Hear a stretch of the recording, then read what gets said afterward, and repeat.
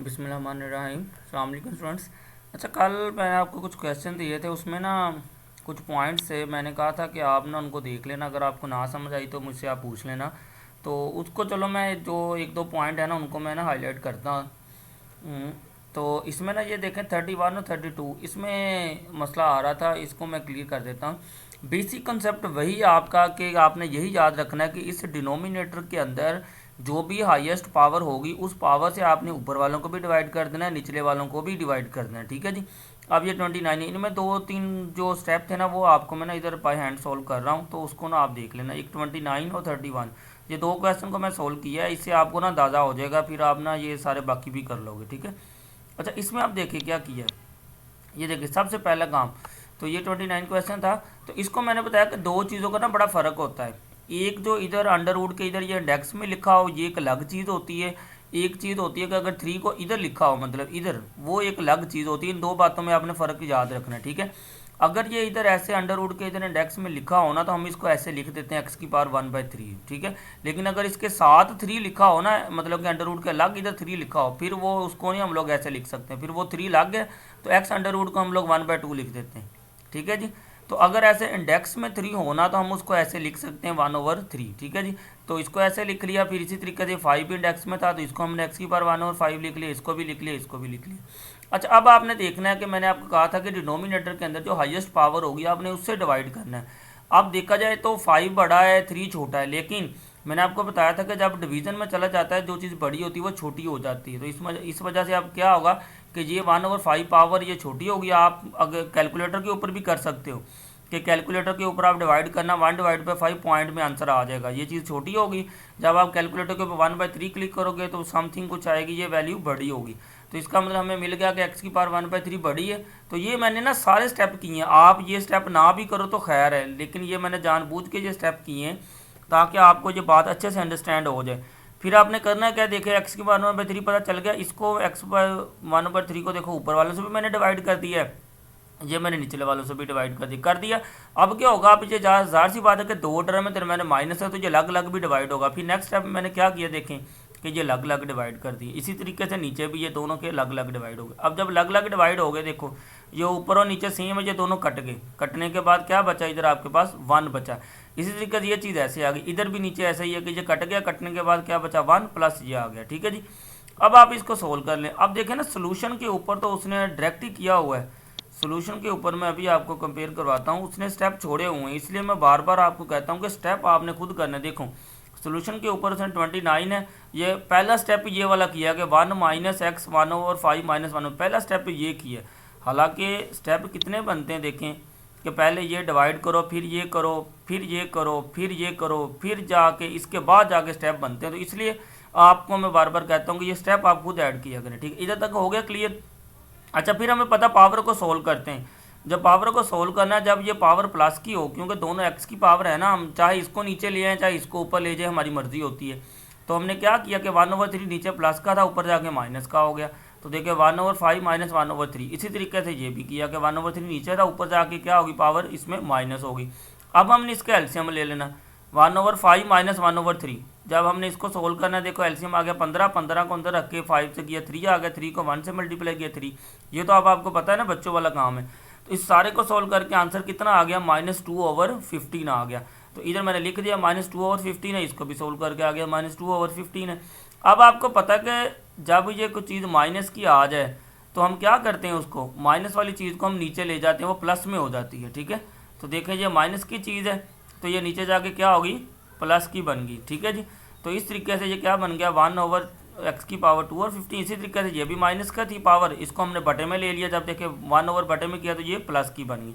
अब जब इसकी जगह हम लोग लिमिट अप्लाई कर देंगे, देखें कि लिमिट क्या एक्स अप्रोच -इन्फिनिटी है, तो एक्स की कोई भी पावर हो वो सारा इन्फिनिटी ही बन जाता होता है। तो ये बन गया 1/-इन्फिनिटी है।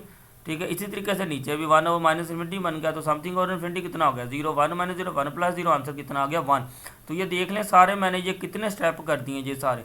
तो सोल्यूशन के ऊपर उसने सिर्फ 2 स्टेप किए हैं, तो इसलिए मैंने इसको ना एक्सप्लेन किया ताकि आपको अंडरस्टैंड करने में आसानी हो जाए। ठीक है।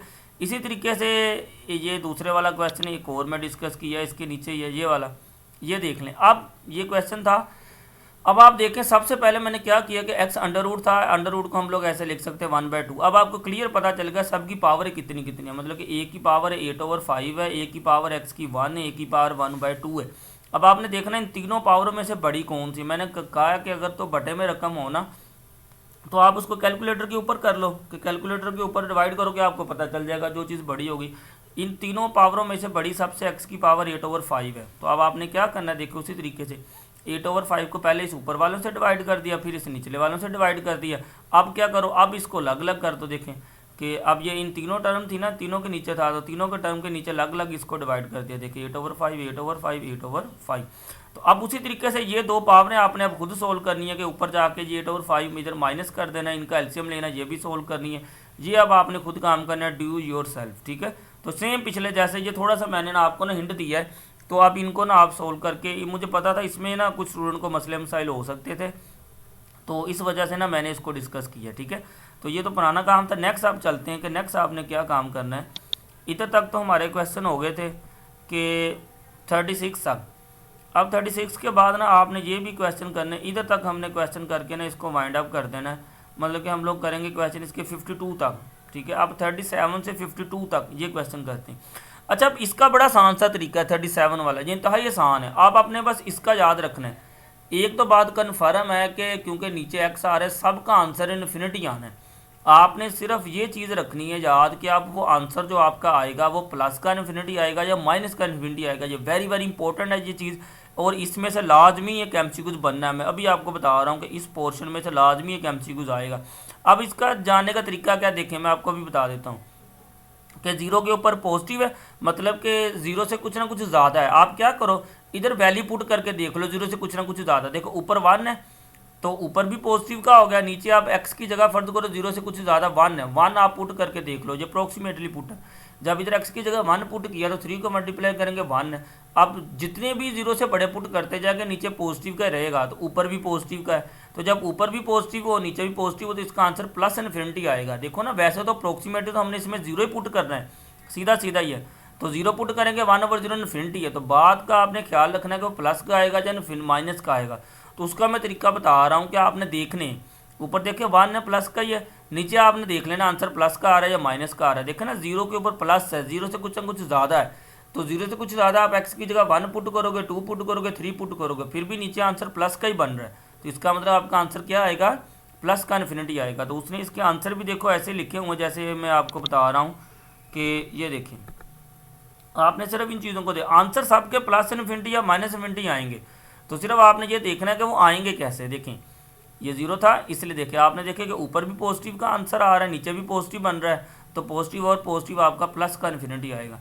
अब ये देखें ये माइनस का इन्फिनिटी है, वैसे तो आपको पता है कि 5/2x है, तो समथिंग ओवर इन्फिनिटी है तो वो जीरो ही होता है, लेकिन जब इस लिमिट की वजह से आपको ना इधर मसला बनना है, ये राइट हैंड और लेफ्ट हैंड। ठीक है जी, अब देखें इस जीरो के ऊपर माइनस है ना, इसका मतलब जीरो से छोटा है। अब हम देखें एक्स में जीरो से छोटा कोई भी पुट कर लेते हैं, फर्ज करें जीरो से छोटा माइनस वाले नंबर होते हैं ना, तो मैं जीरो से छोटा माइनस वाला जब इधर नंबर पुट करूंगा एक्स की जगह तो -1, तो नीचे आंसर क्या बन जाएगा, -2 बन जाएगा।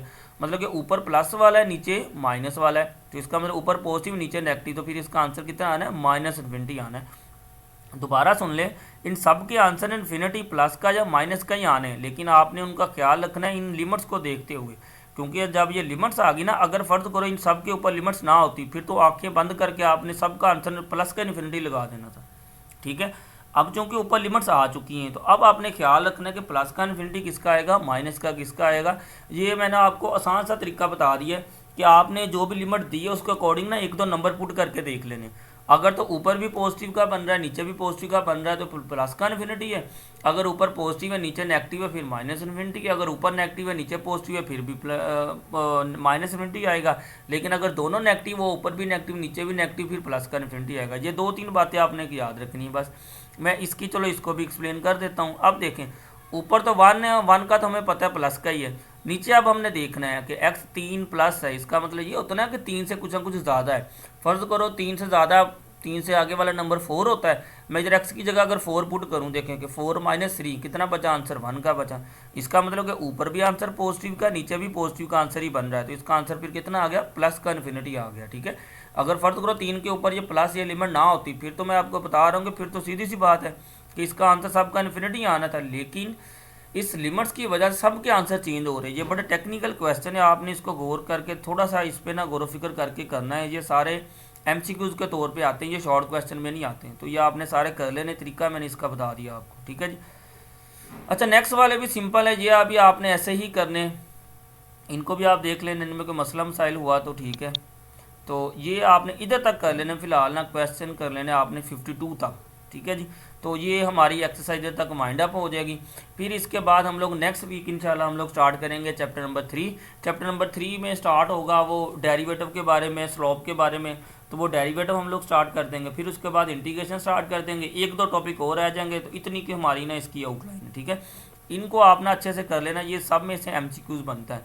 इनमें से चलो मैं एक और डिस्कस कर देता हूँ कि फ़र्ज़ करें ये था इधर 52 वाला, ये देखें कि 2 माइनस कोड थीटा है, तो जब हमने इसमें लिमिट लगानी है 0 से, आप कोई ना कोई छोटा इधर कोड की जगह पुट करके देख लो कि कोड -1 है, तो इसका आंसर देखना आप, अगर नेगेटिव का आ रहा है, ठीक है, तो प्लस माइनस तो नेगेटिव का आएगा अगर, तो इसका मतलब क्या होगा फिर कि ये प्लस का है, तो 2 माइनस, बल्कि ये नेगेटिव का आएगा, मुझे लगता है कि जब इसके ऊपर 0 पॉजिटिव होगा फिर नेगेटिव का आएगा, जब 0 के ऊपर कम होगा फिर पॉजिटिव, क्योंकि माइनस माइनस प्लस हो जाएंगे। ठीक है, इसी तरीके से ये वाली चीज़ है, मतलब देखो ना tan x π/2 है, π/2 से आप कोई भी x की जगह इधर पुट करके देख लेना एंगल।